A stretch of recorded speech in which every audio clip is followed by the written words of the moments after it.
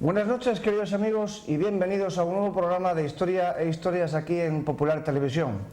En España hay un lugar que hace ya unos cuantos siglos recibió el nombre de Jebel al-Tariq, la montaña de Tarik, en honor de Tariq Ben Ziyad, el caudillo bereber que encabezó la invasión musulmana del año 711 y que venció al ejército visigodo del rey Don Rodrigo en la batalla de Guadalete.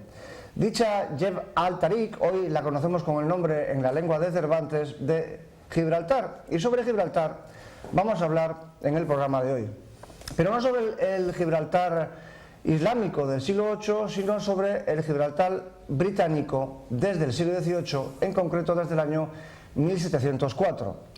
Para hablar de tan interesante y punzante cuestión, contamos hoy con la presencia de don José María Grande Urquijo, coronel de infantería y anterior delegado de defensa en la provincia de Cantabria.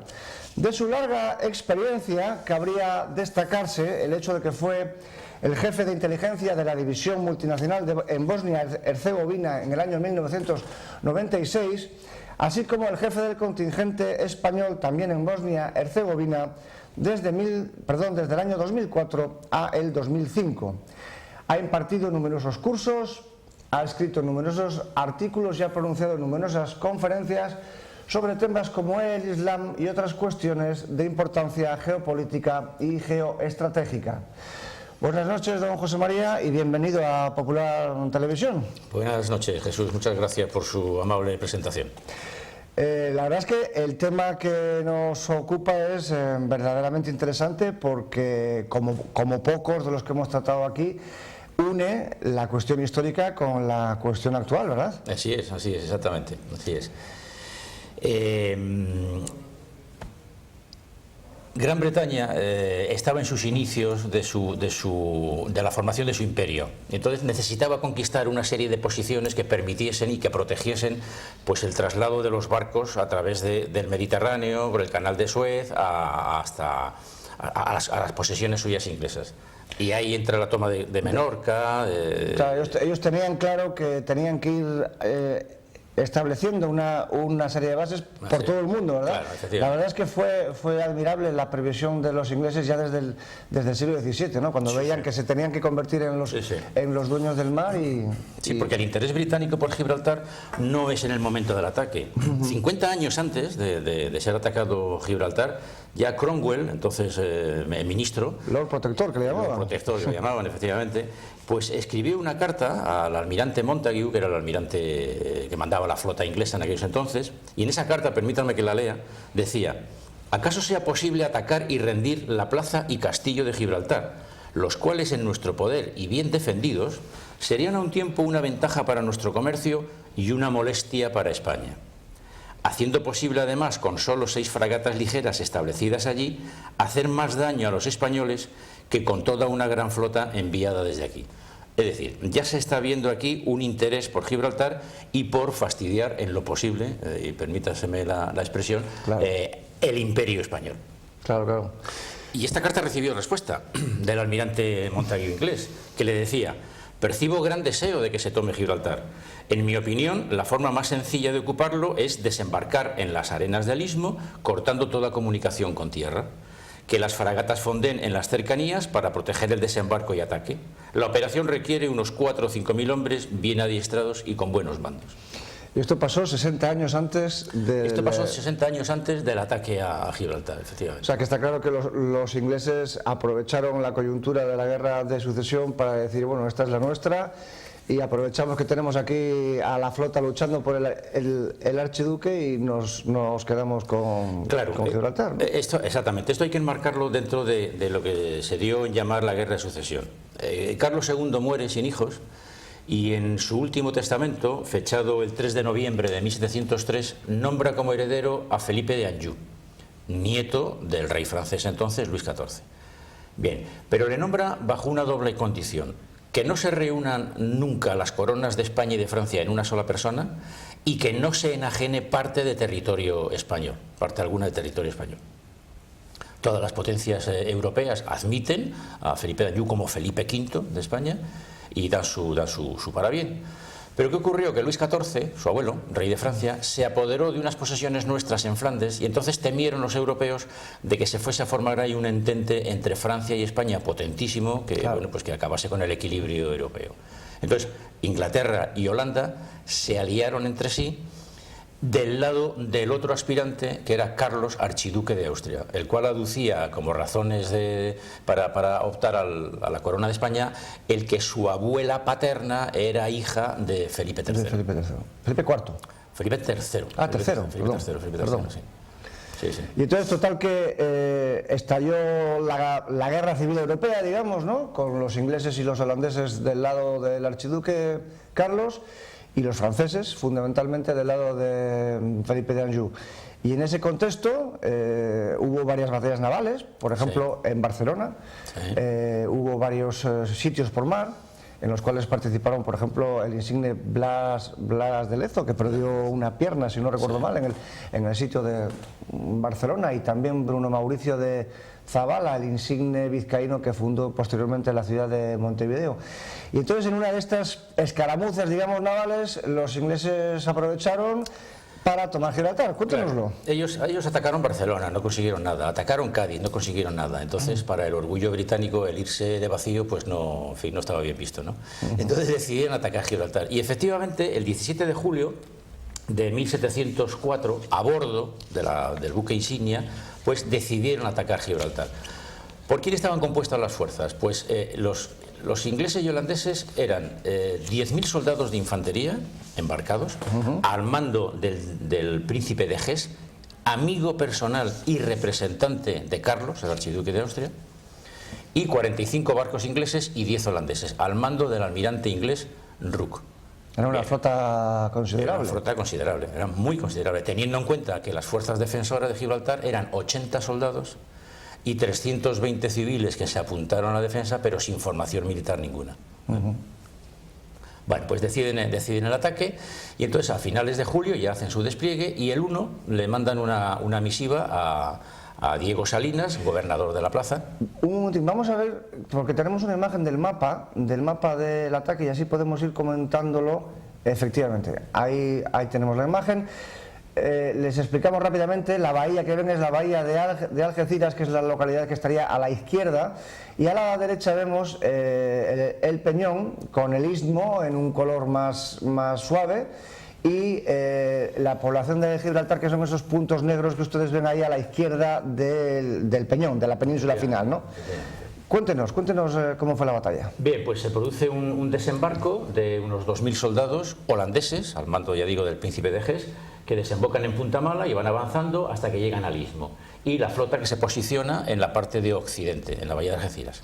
Lo pueden ustedes ver en los puntos rojos que se ven al final de la flecha de arriba. Esas son las tropas de tierra, digamos, y luego la flota en forma de media luna frente a las construcciones de Gibraltar. Entonces, a finales de julio le manda un emisario para que se rinda. Diego Salinas contesta el día 1 que no, que ellos han jurado fidelidad al rey Felipe V y que no se rinde. Bien, el día 3 por la tarde se producen una serie de ataques por tierra que son rechazados, y mandan otra nueva misiva.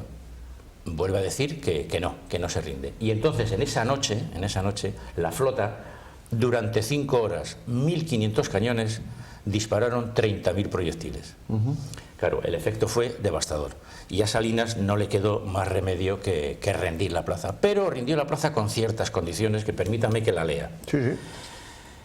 A la ciudad y los moradores, soldados y oficiales que quieran quedarse, se conceden los mismos privilegios que tenían en tiempos de Carlos II. La religión y todos los tribunales quedarán intactos, supuesto que se haga el juramento de fidelidad a Carlos III como legítimo rey. Entonces, se rinden al príncipe de Hesse, que entra en la ciudad diciendo Gibraltar por el rey Carlos III de España, y coloca el pendón del rey Carlos III en el castillo, un pendón que lleva los dibujos de Castilla, de León, las dos Sicilias, es decir, el emblema español, ¿no? Sí. ¿Qué ocurrió? Que inmediatamente el almirante Rooke, sin encomendarse ni a Dios ni al diablo, retira el pendón, coloca la bandera inglesa y toma posesión del peñón en nombre de la reina Ana de Inglaterra. Vamos a ver la imagen del almirante Rooke. Aquí le tenemos. Ese es el almirante Rooke. Es decir, fue una acción muy valiente por parte de los ingleses apoderarse de Gibraltar. Absolutamente felona. Está claro que lo tenían claro, como hemos dicho antes, desde medio siglo antes, que tenían que conquistar ese punto clave geoestratégico de la entrada del Mediterráneo, claro. Y aprovecharon la guerra de sucesión para... Efectivamente. Y además es que se produce un hecho curioso, y es que echa por tierra el Convenio de Lisboa firmado en 1703, que decía que no se podía apropiar de ningún puerto o territorio español sino únicamente en nombre del archiduque Carlos. Con lo cual el Convenio de Lisboa lo desbarata totalmente. La ocupación de Gibraltar tuvo además consecuencias para la población civil y para los habitantes de la zona, ¿verdad? Sí, sí, y además unas connotaciones nefastas. Más o menos vivían unos 5.000, bueno, más o menos no, exactamente vivían 5.000 personas, porque se conservan las partidas de nacimiento y de inscripción en los registros de todos ellos, que están en San Roque. Porque la población, cuando huyó de Gibraltar, pues unos fueron a Algeciras, otros fueron a San Roque, otros se establecieron en diversas poblaciones alrededor de Gibraltar, ¿no? Y ahí se conservan todo. Se quedaron 70 nada más, y hay testimonio escrito del panadero de la ciudad que se quedó. 70 que duraron un mes, porque las vejaciones sufridas, las humillaciones y el maltrato fue tal que al cabo de nada, de mes y medio, abandonaron, se fueron absolutamente todos. Y Perdón, no, digo que curiosamente luego lo repoblaron con judíos, genoveses y malteses. Y malteses, sí. Bueno, esta operación de expulsar a la población autóctona y repoblarla con foráneos es muy típica de las dominaciones inglesas, muy típico de ellos.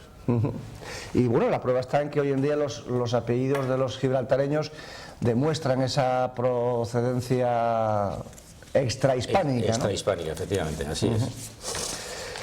A partir de ese momento, en el mismo año 1704, comienzan, como es lógico, los intentos españoles para recuperar tan importante plaza. El primer sitio tuvo lugar ese año 1704, fue poco importante, y algunos años después, en el año 1727, con ocasión de una nueva guerra entre Inglaterra y España, se produce el segundo sitio de Gibraltar. Aquí tenemos un grabado alemán muy interesante de la época, en la que se puede ver la bahía de Algeciras o de Gibraltar. Al fondo ven ustedes Gibraltar, y en la bahía, no sé si lo aprecian ustedes, se ven los barcos españoles que están intentando tomar la plaza. Incluso, curiosamente, no sé si lo pueden ustedes ver, se ven las trayectorias dibujadas de los proyectiles que se intercambiaban las baterías españolas desde los barcos y las inglesas desde el Peñón.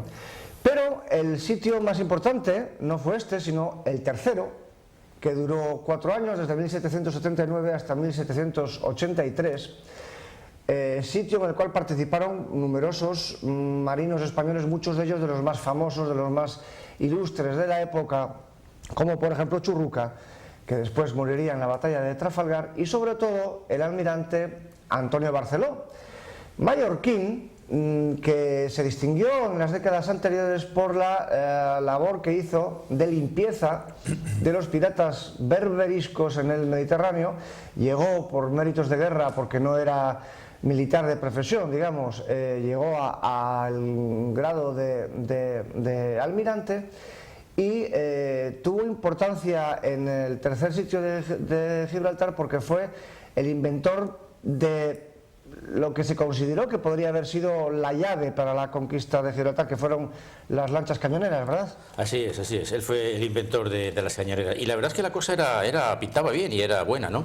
Pero fracasó. ¿Y fracasó por qué? Pues porque, bueno, hubo muchas razones. La primera y fundamental de ellas era que el alcance de los cañones embarcados en esas lanchas, eran unas lanchas, cada una llevaba un cañón y 30 hombres, que eran los sirvientes de la pieza.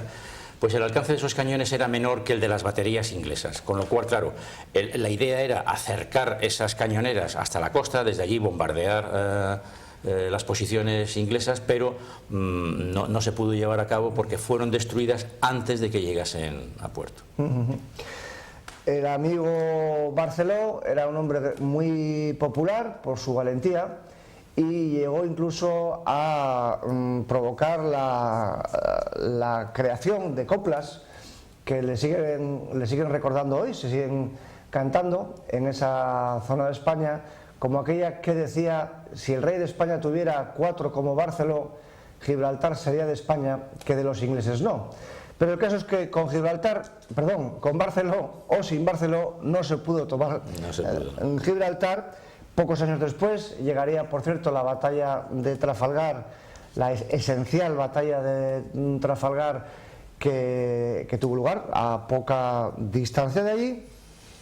Pero antes de entrar, digamos, en los años posteriores, sería conveniente mencionar el hecho de que los ingleses, o buena parte de ellos, tanto políticos como intelectuales, no siempre han tenido clara la legitimidad de su presencia en Gibraltar. Incluso ha habido muchas voces a lo largo de los siglos que entre los propios ingleses han puesto en duda, han criticado la acción del almirante Rooke y las consecuencias posteriores.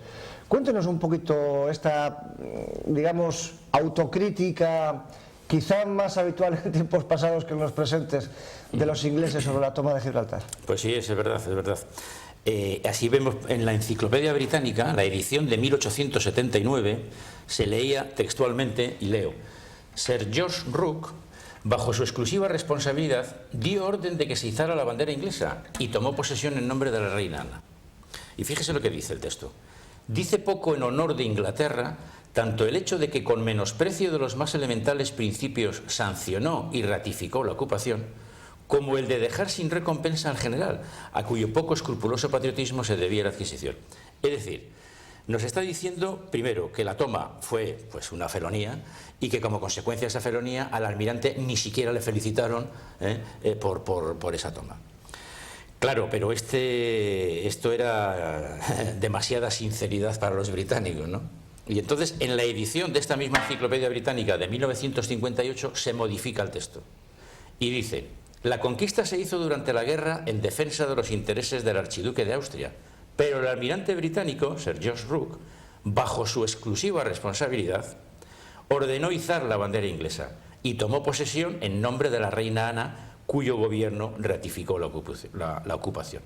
Es decir, que la censura inglesa no solamente cambió el juicio condenatorio que se hacía en el primer texto, sino que modifica el relato, con lo cual lo que hace es amañar la historia. Y lo triste es que lo que nos ha llegado a nosotros es eso, es esto. Y prueba de ello es que el 98% de los españoles desconoce que Gibraltar no fue conquistado por los ingleses. Para mí esto es lo más triste, que no sabemos nuestra propia historia. Claro, hay muchos hijos de la LOGSE. Muchos hijos de la LOGSE, sí, sí, la verdad es que sí. Es curioso cómo este comportamiento egoísta o falto de toda generosidad por sus propios héroes, aunque no sorprenda, es bastante habitual entre los ingleses. Hay un caso histórico muy interesante, 2 siglos anterior, el de la famosa Armada de Felipe II, la que en España nunca se llamó Armada Invencible. Es una invención satírica, sarcástica de los ingleses para ridiculizar la cuestión. Pues cuando sucedió el desastre de la Armada, de la felicísima Armada que se llamaba en España en esa época, sucedió la paradoja siguiente, y es que Felipe II se empeñó personalmente en que todos los derrotados, todos los supervivientes de la derrota de 1588 recibieran sus pagas y recompensa por el buen servicio, por el buen trabajo que habían hecho, incluso perdiendo la batalla, en fin, porque no hubo batalla realmente, pero en fin, perdiendo, digamos, la posibilidad de conquistar Inglaterra. Y sin embargo, los ingleses, el gobierno inglés, la reina, la famosa reina Isabel y sus ministros se las apañaron, e incluso hay textos que se conservan de ellos, cartas cruzadas entre ellos que lo testifican de manera incuestionable. Se empeñaron en que los vencedores, es decir, los marinos ingleses que habían vencido a los españoles en la batalla, estuvieran en los barcos en cuarentena durante unos cuantos meses, a ver si morían la mayor cantidad de ellos, y esto es casi textual, a ver si muere la mayor cantidad de ellos y así nos ahorramos la paga. O sea que, según parece, es una tradición bastante habitual. Sí, sí, bastante instaurada en el... Volvamos pues al siglo XVIII y al documento clave de la cuestión, el Tratado de Utrecht del año 1713, en el cual se tratan de muchos aspectos, evidentemente relacionados con la guerra y su terminación, y cuyo artículo 10, que es el que se refiere a Gibraltar, establecía lo siguiente, les leo: el rey católico, se refiere evidentemente a Felipe V, por sí y por sus herederos y sucesores, cede por este tratado a la corona de la Gran Bretaña la plena y entera propiedad de la ciudad y castillo de Gibraltar, juntamente con su puerto, defensas y fortaleza que le pertenecen, dando la dicha propiedad absolutamente para que la tenga y goce con entero derecho y para siempre, sin excepción ni impedimento alguno. El segundo párrafo dice: pero para evitar cualesquiera abusos y fraudes en la introducción de las mercaderías, quiere el rey católico, y supone que así se ha de entender, que la dicha propiedad se ceda a la Gran Bretaña sin jurisdicción territorial alguna.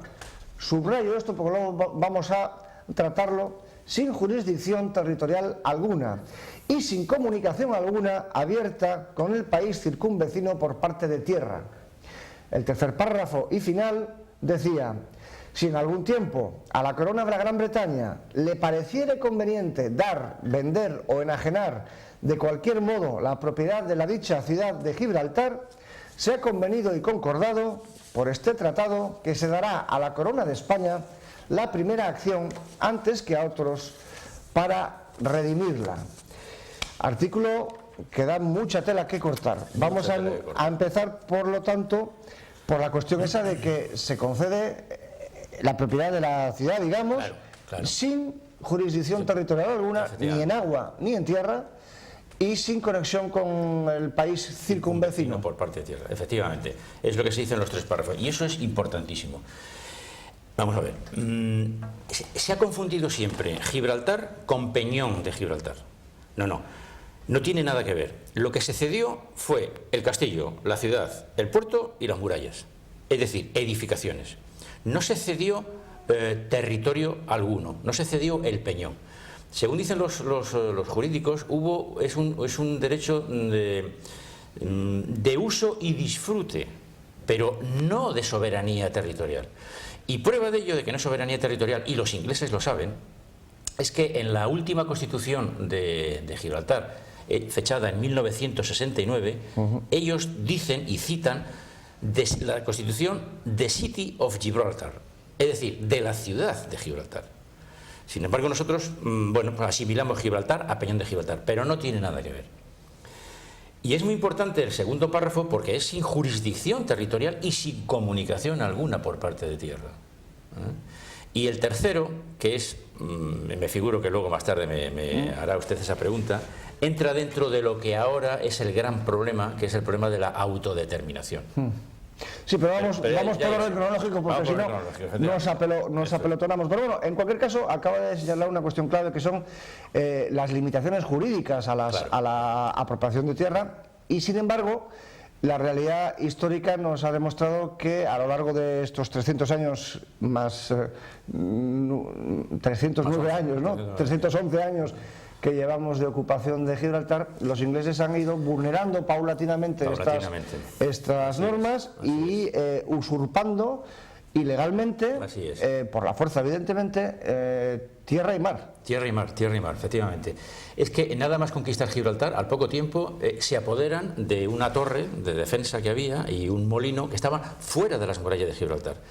Y dicen que es que la defensa de Gibraltar sería incompleta si no tuvieran eso. Pero eso estaba fuera del territorio de Gibraltar. Luego, ahí ya vemos que la razón que aducen los ingleses es puramente militar. No hay ninguna otra razón. Y esa razón es la que han ido empleando sucesivamente.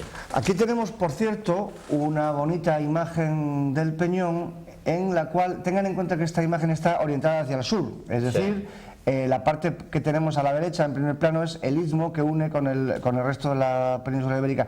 Y aquí se ven, por ejemplo, el aeropuerto y otra serie de construcciones posteriores. Cuéntenos un Esa poco. torre que digo y el molino estaba más o menos donde se ve la sombra que proyecta el peñón, Sí. más o menos estaba ahí. Claro, las defensas eran la muralla, la pared del peñón. La pared del peñón. Bueno, sin embargo, ellos se apropian de eso.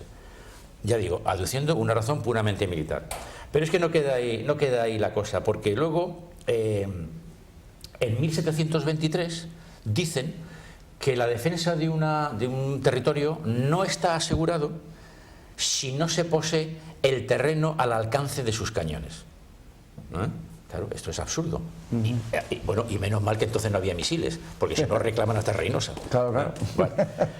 Entonces, España construyó una línea defensiva en lo que hoy es la línea de la Concepción, ¿no?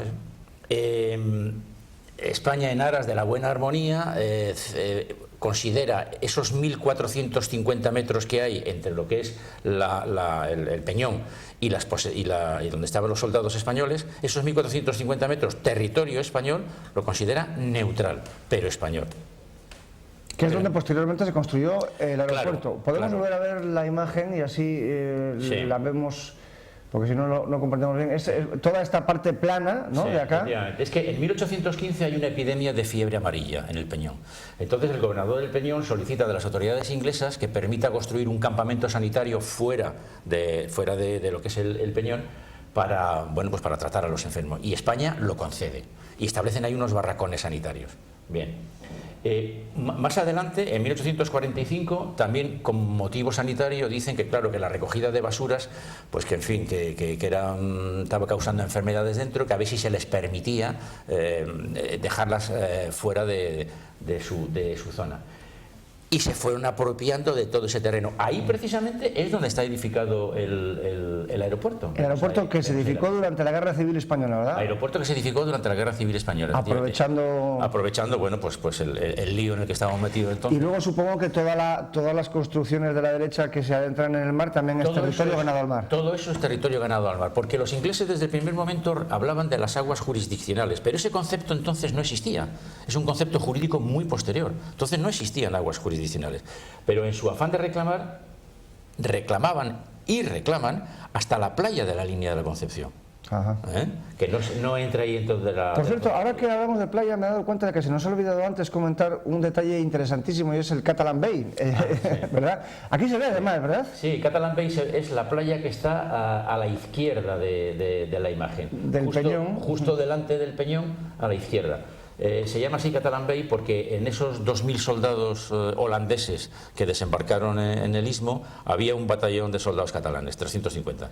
Claro, por ahí recibe el nombre de Catalan Bay. Tengan en cuenta que los barceloneses, y digo barceloneses, que no catalanes, porque no toda Cataluña estaba del lado del archiduque, estaban luchando en el bando que tomó posesión de Gibraltar. Evidentemente los catalanes, los muy patriotas catalanes que participaron en la toma de Gibraltar, no podrían imaginar que en nombre del candidato al trono español por el cual daban la vida a ellos, en nombre de él se iba a quedar el Peñón en nombre de la reina Ana de Inglaterra. Es que fue una felonía enorme a los propios españoles, en este caso catalanes, que habían participado en la... Así es.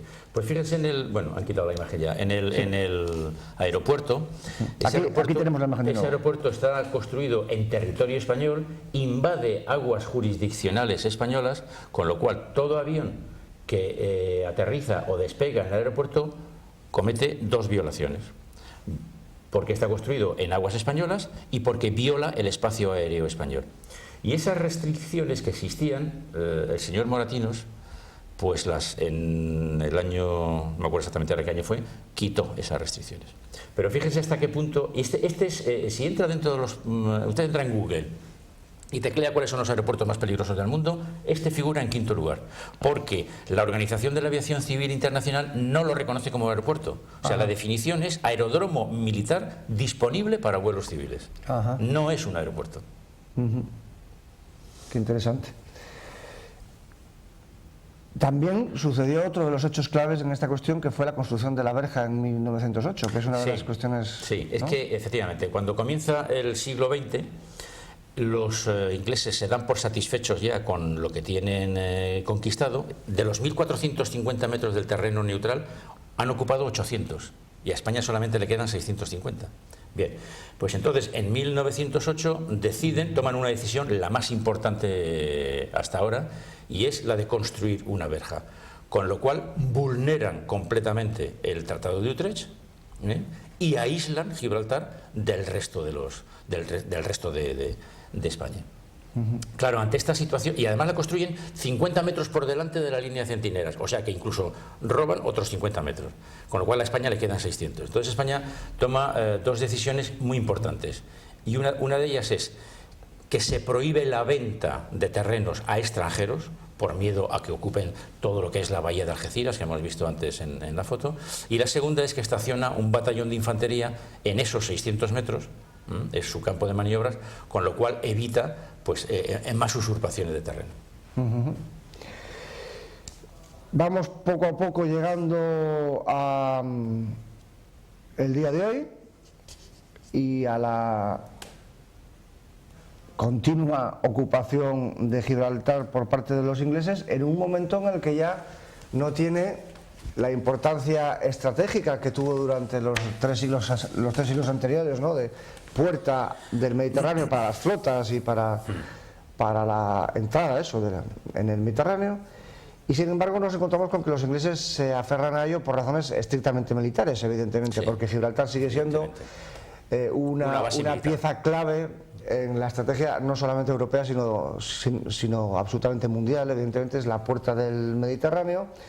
Y nos encontramos con la importancia militar, pero claro, ya no es la importancia militar que tenía en tiempos de los barcos con cañones, sino que es una cuestión bastante más compleja, bastante distinta, ¿no? Cuéntenos un poco en qué consiste la importancia militar. Para ver la importancia militar de un territorio, de una base o de lo que sea, hay que considerarlo bajo tres puntos de vista: estratégico, táctico y logístico. Desde el punto de vista estratégico, evidentemente fue muy importante, pero hoy en día no tiene ninguna importancia. ¿Por qué? Porque es un territorio muy pequeño, son 6,8 kilómetros cuadrados y no tiene ninguna importancia.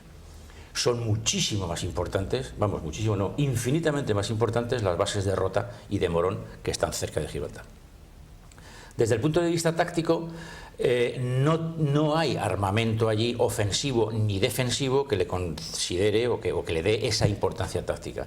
Y desde el punto de vista logístico tampoco, porque los barcos que entran allí a reparar, todas las piezas y todo eso lo llevan desde Inglaterra, porque allí no hay nada, Luego entonces, importancia militar desde ese punto de vista no tiene ninguna.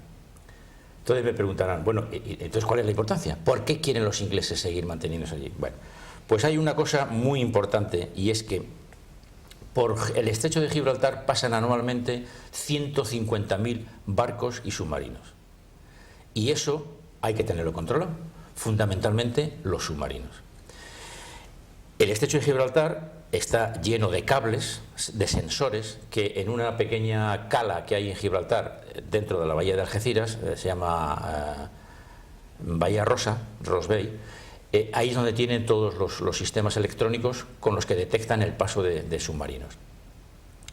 Pero además de eso, hay otra cosa que es clave y que es lo que verdaderamente le da importancia a Gibraltar, y es que en la cumbre, arriba, hay unas antenas que pertenecen a la red Echelon. La red Echelon, no sé si saldría la imagen, ahí está, esas imágenes, esas antenas, pertenecen a la red Echelon. ¿Qué es la red Echelon? Pues es una red de vigilancia que captura comunicaciones por radio, por satélite, llamada de teléfono, faxes y correos electrónicos. Todo eso se controla desde ahí, pero además tiene la capacidad de clasificarlas y analizarlas automáticamente. Y esta es una red que pertenece a la comunidad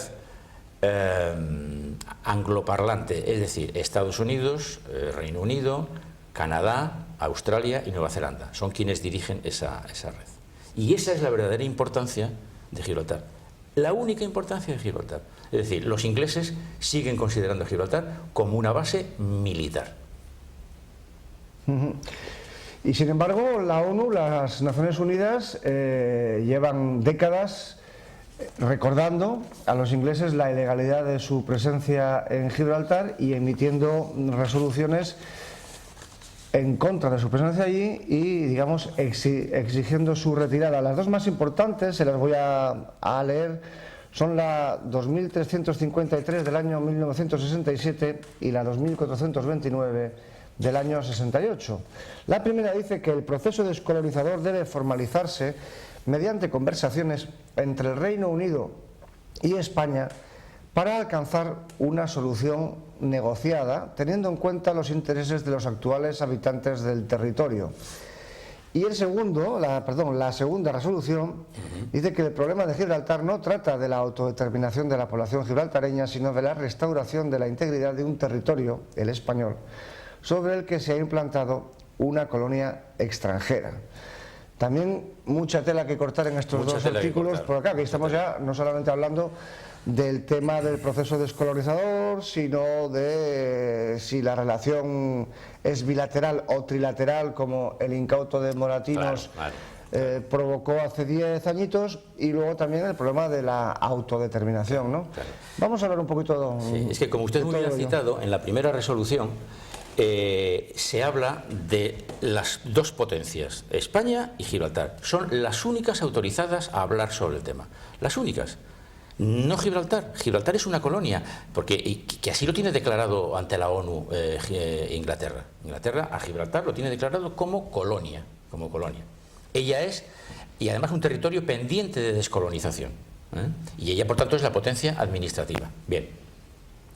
Luego, claro, el meter ahí a Gibraltar en las negociaciones fue un error gravísimo del gobierno Zapatero por boca de Moratinos, fue darle a Gibraltar estatus de parte, es decir, como si fuese una nación en el concierto internacional. Gibraltar no es una nación, es una colonia. Es una colonia. Y en cuanto a la segunda resolución, pues efectivamente ahí dice que no se trata de autodeterminación, no se trata de autodeterminación, aunque, bueno, dice que más adelante, en los tratados de Lisboa y Bruselas, se habla de tener en cuenta los intereses de la actual población de Gibraltar. Y efectivamente España nunca ha ido en contra de los llanitos, en contra de la población gibraltareña. Lo que está en contra es de la autodeterminación. Claro. Sí, bueno, otras cosas porque no es lo mismo que un país que hubiera sido conquistado por una potencia colonial, como sucedió en cualquier país africano o asiático en el siglo XIX, al que después se le concediera la posibilidad de votar para ver si querían seguir siendo parte de la metrópoli o no. Claro. Esto es una cosa absolutamente distinta. Lo que pasa es que la postura de Cameron, del gobierno inglés, claro, es muy inteligente. Hay que reconocerlo, son muy inteligentes y son muy agudos en esta maniobra que están tratando de la autodeterminación. ¿Por qué? Porque con ella lo que hacen es cargarse el tercer párrafo del Tratado de Utrecht. Claro. Aquel párrafo que decía que si en alguna ocasión... Se lo leo. Si en algún tiempo a la corona de Gran Bretaña le pareciera conveniente dar, vender o enajenar de cualquier modo la propiedad de la dicha ciudad de Gibraltar, se ha convenido y concordado por este tratado que se dará a la corona de España la primera acción antes que a otros para redimirla. Entonces aquí efectivamente lo que se pone es el poder decisorio en manos de los habitantes de Gibraltar. Claro, porque en ese Tratado de Utrecht en ningún momento se habla de demografía, en ningún momento se habla de la población. Lo que se habla es, pues eso, del castillo, del puerto, de las murallas y de la ciudad, única y exclusivamente. Entonces, con el tema de la autodeterminación, pues se autodetermina la colonia, que digo, repito, que Inglaterra es la potencia administrativa, bueno, se autodetermina Gibraltar, pero sigue dependiendo de Inglaterra, como tal colonia. Sí, sí. Es decir, llegamos al absurdo de que es una jugada muy brillante porque se usa la descolonización para mantener una colonia. Porque lo único que les interesa es mantenerlo como una base militar, única y exclusivamente. Es el único interés. Me veo en la obligación de hacer una pregunta con muy mala intención, porque evidentemente la culpa de todos estos desmanes jurídicos y lógicos no recae exclusivamente sobre los ingleses, ¿verdad? Los españoles tenemos bastante culpa de ella. Sí. hemos tenido mucha culpa y seguimos teniendo mucha culpa de lo que está pasando allí. ¿Por qué? Pues yo no sé si es por nuestra dejadez, por nuestro pasotismo o por qué. Porque no es de recibo que hoy en día, por ejemplo, nos siguen usurpando terrenos. Ahora, en la costa occidental, es decir, al otro lado de la bahía de Algeciras, no, al otro lado, pues están construyendo el proyecto East Side, lado este, unas edificaciones a base de hoteles, puertos para atracar yates, etcétera, etcétera, en terrenos robados al mar, pero resulta que los camiones con hormigón, las hormigoneras, la piedra, la arena, etcétera, etcétera, pasa de España. Claro, porque habrá unas cuantas empresas españolas que ganan dinero con ello. Es más, hay compañías que sus barcos los van a arreglar a Gibraltar en vez de hacerlo en el territorio español, porque allí no se paga IVA. O sea que está claro que también hay que tener en cuenta la avaricia de muchos españoles, ¿no?, como causa de la pervivencia de esta cuestión. Así es.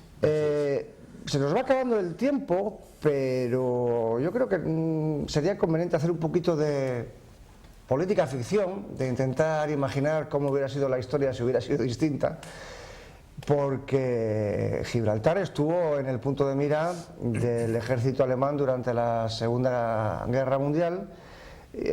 Hubo un plan para tomar Gibraltar por aire y por tierra y por mar, evidentemente, sí, después del bombardeo de la Luftwaffe, que finalmente no llegó a buen puerto, entre otras cosas porque Churchill muy astutamente maniobró, en primer lugar, para comprar a varios generales españoles para que no entraran en la Segunda Guerra Mundial del lado del eje, y luego también porque una de las vagas promesas que se hizo al gobierno de Franco para que no entrara en la Guerra Mundial fue: hablaremos de Gibraltar y de la posible devolución, que luego finalmente no se hizo, evidentemente. Vamos a hacer política ficción. ¿Qué habría pasado si Gibraltar hubiera sido tomado por la Luftwaffe, por el ejército alemán en la Segunda Guerra Mundial? Ya sé que es una pregunta absurda porque esto nunca se puede saber, pero ha habido tratadistas militares de mucho peso que han imaginado que Gibraltar fue la que decidió la Guerra Mundial, porque si se hubiera tomado Gibraltar por parte del ejército alemán, se habría cerrado el Mediterráneo, no se habría abierto el frente del norte de África, no habrían podido entrar los americanos por Italia, en fin, habría habido un enorme cambio en el transcurso de la guerra. Usted, como militar, ¿cómo ve esto? Está claro que es todo bueno, es todo novela, pero echar bueno, mano de la bolita de cristal. De la bolita de cristal, sí. Hombre, la verdad es que no lo sé qué hubiese pasado. Bueno, lo primero que hubiese pasado es que todos hablaríamos ahora alemán, probablemente, en España. Bueno, ahora todos hablamos inglés. Bueno, ahora todos hablamos inglés, sí, al final es otra colonización diferente, ¿no? Pero, hombre, yo no creo que el hecho de poseer Gibraltar hubiese tenido esa importancia de la que hablan, de que hubiese acabado con tal. Yo creo que no, porque Gibraltar, al fin y al cabo, es un terreno muy pequeño. Es un terreno fácilmente bombardeable y fácilmente hoy en día no hace falta asaltarlo para tomarlo. Sí, entonces, pero cierra el Mediterráneo. Por cierto, hay una imagen muy bonita, es una imagen de satélite del Mediterráneo con Gibraltar en primer plano, ¿no? Y está claro que si hoy en día tiene la importancia que tiene con los medios de aviación que hay hoy, en el año 39 habría sido un cerrojazo absoluto al Mediterráneo, ¿no? Sí, porque las dos llaves del Mediterráneo son por el norte Gibraltar y por el sur Ceuta, ¿no? ¿Usted cree que no? ¿Que en cualquier caso hubiese ganado la guerra los aliados? Yo creo que hubiesen ganado la guerra los aliados, sí. Creo que sí, porque aunque hubiesen tomado los alemanes Gibraltar y hubiesen tenido que conquistar toda la península ibérica, cosa harto difícil. No, porque les habría abierto la puerta gustosamente el gobierno de Franco de haber accedido a entrar del lado del eje. No habrían tenido que pegar un tiro. Bueno, eso es política ficción. También entraron los franceses así y al final tuvieron que pegar tiros. Sí. Esto nos habríamos perdido al general Rommel en el Alamein y al general Patton desembarcando en Sicilia y a Montgomery, ¿no? Sí. Del mismo modo que hemos hecho ahora política ficción hacia el pasado, historia ficción sería, vamos a hacer ahora política ficción hacia el futuro. También pregunta, por supuesto, imposible de contestar porque no deja de ser una hipótesis, pero ¿cuál es su visión, cuál es su previsión del asunto de Gibraltar para los próximos años? ¿Qué cree usted que va a suceder? Pues yo creo que no va a cambiar nada. Yo creo que vamos a seguir así, precisamente porque España no está haciendo nada por recuperarlo. Cuando España tiene tiene la sartén por el mango, hubo un hecho que fue cuando se cerró la verja. Eso le causó un daño tremendo a la economía de Gibraltar, pero tremendo. Potenció la zona, se industrializó toda la bahía de Algeciras. Algeciras pasó a ser uno de los puertos más importantes de Europa. Actualmente yo creo que es el puerto de contenedores más grande de Europa. Y eso hizo mucho daño. ¿Por qué se volvió a abrir la verja? Pues no lo sé. Y además es que con eso no romperíamos el Tratado de Utrecht. ¿Se cerró en los años 40? Se cerró en el año 69, me parece que fue. El año 69 creo que fue, sí. 68-69 se cerró la verja. Sí. ¿Entonces cree que la cosa va a seguir siendo lo mismo? Yo creo que la cosa va a seguir siendo igual, porque aunque los ingleses, los pata negra, están hartos de Gibraltar. Sí. Y están hartos de Gibraltar porque Gibraltar hoy en día es una fuente de ingresos para Gibraltar, en la que todas las empresas allí pagan muchísimos menos impuestos que en Inglaterra. Todas estas emisoras que hay, o estos juegos online que hay por la televisión, de adivinos y de echadores de cartas y todo eso está basado en Gibraltar. Están allí. Y los ingresos que obtienen son... Aparte de la cuestión del contrabando, ¿no? Aparte de la cuestión del contrabando, efectivamente. Efectivamente, si usted hace el cálculo de las cajetillas de tabaco que se venden allí, resulta que cada ciudadano gibraltareño, pero desde niños hasta ancianos, se fuma 30 paquetes de cigarros al día. Claro, es completamente absurdo, ¿no? Claro. Luego, es una fuente de ingresos. La colonia a Inglaterra le sale completamente gratis. Completamente gratis.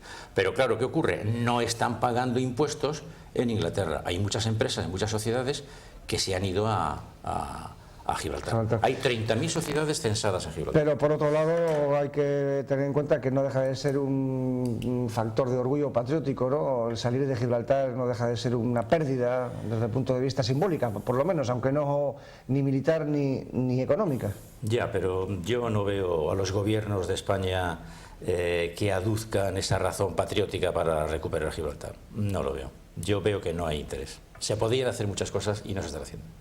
En cualquier caso, lo que está claro ya como colofón, digamos, jurídico de la cuestión, es que queda una vez más demostrada que la principal fuerza, la principal fuente de derecho desde que el mundo es mundo ha sido siempre la fuerza.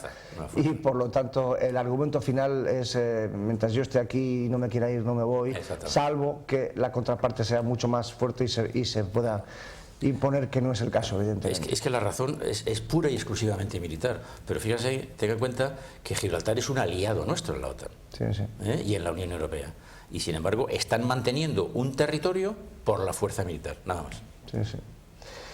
En fin, apasionante tema, como ven, que hunde sus raíces no ya en el siglo XVIII, en el año 1704, cuando se tomó Gibraltar, sino incluso un siglo antes, cuando el incipiente Imperio Británico comenzaba a planificar la toma de las posiciones estratégicas para el posterior dominio de los mares, y que 300 años después sigue teniendo influencia y sigue causando problemas de todo tipo, jurídicos, internacionales, económicos y militares. Pero en fin, se nos ha terminado el tiempo, una vez más, antes de tiempo, valga la redundancia. Señor Grande, muchísimas gracias por su presencia en Historia de Historias. Espero que le haya parecido a usted la conversación tan interesante como me lo ha parecido a mí y como estoy seguro de que les ha parecido a nuestros televidentes. Pues muchas gracias, y además quiero agradecerle este programa, porque si hay algo que los españoles no conocen, desgraciadamente, es su propia historia. Entonces, el divulgar esta historia y estas historias creo que es muy interesante, porque como he dicho antes, hay muchos hijos de la LOCSE. Pues nada, muchas gracias. Haremos todo lo posible para contrarrestar los nefastos efectos de la LOCSE en este programa de Historia e Historias dedicada, como su propio nombre indica, hablar de eso que los españoles tenemos tan olvidado, que es nuestra propia historia. Ya saben, queridos televidentes, que estamos ansiosos por recibir sus comentarios, sus sugerencias, sus críticas, sus preguntas e incluso sus parabienes, si los hubiere, en la dirección de correo de nuestro programa historiaspopulartv@gmail.com. La ven ustedes en el faldón de la pantalla, se la vuelvo a repetir, historiaspopulartv@gmail.com. Tengan en cuenta que en Historia e Historia somos muy trabajadores y no vamos a coger vacaciones de verano, así que ténganlo en cuenta para que cuando regresen ustedes de la playa tengan presente que les estaremos esperando aquí en nuestros programas de Historia e Historias, en concreto en nuestro próximo programa dentro de unos días aquí en Popular Televisión. Aquí les espero, muy buenas noches.